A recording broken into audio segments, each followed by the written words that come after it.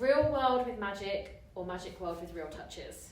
I think magic world with real touches, right? But I want people to try, you know. It's not enough to be like, I've created a world and then it's just France with magic. I think you gotta push the envelope harder than that. I see you, lazy fantasy writers, and I'm not okay with it. Dragons or unicorns? Unicorns. Should I say why? Yeah! Could you just tell us why?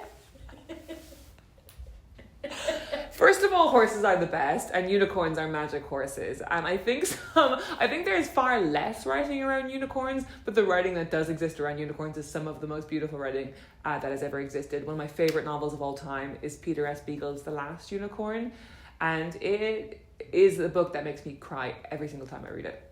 Witches or vampires? Witches, because I like the kind of female, all our periods have synced kind of vibe. I do like vampires, but I think being a millennial, they were really shoved down our throats a lot, and I'm a bit knackered by them. Cursed objects or indecipherable ancient tomes? Oh God, I love a cursed object. Like I would love, you know, one half of an amulet that glows every time my sister, who I don't know who's my sister, is near me, and then the amulet starts screaming, and then I remember when I got the amulet from the nuns who raised me, and like, please. I mean, a book is just a book at the end of the day. Hard-earned quest or yearning obligatory birthright / chosen one?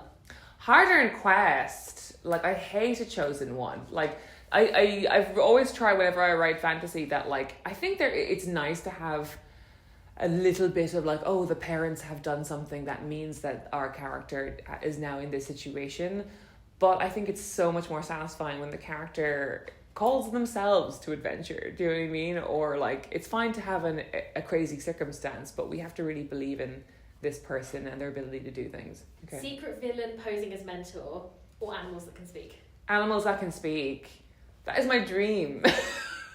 Like, honestly, like, as somebody who grew up playing the Pokémon games, if I could have an animal that even just spoke its own name over and over again, that would be the best.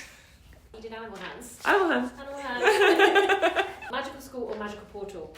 Magical portal.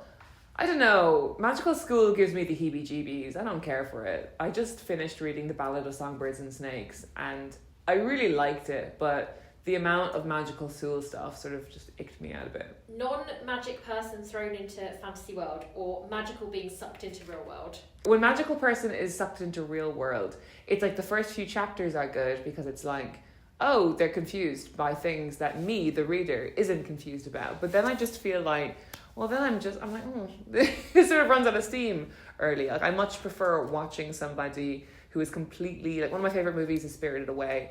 And like, I love watching Chihiro like become just like a bathhouse worker, you know, and like she was like a normal girl in the back of her parents' car half an hour ago, and now she, like, watching someone get accustomed to the customs of a new place, I think is always really exciting, especially if you, the viewer, doesn't know anything about that place either. The best fantasy worlds ever built? Pokemon.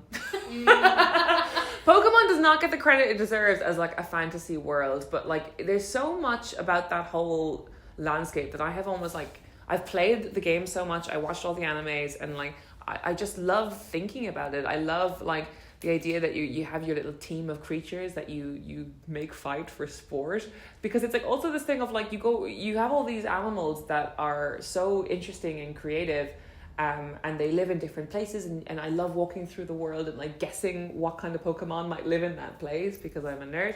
But also the whole gym system and the gym leaders, and like my friend Sarah Griffin told me recently, she was like, every weird animal is a Pokemon and every cool person is a gym leader. And I was like, that's so true. Your unpopular sentimental garbage take on fantasy and magic? I guess my unpopular opinion is that I think that fantasy is too frequently siphoned off, and I think that, you know, people as they get older, maybe because they read fewer books in general, they say they won't really read anything with magic in it, because they think it's sort of silly or a waste of time. I would love to see what's happening with romance novels happen with fantasy now. I would love to have people more convinced that it is like a very worthwhile use of their time to read.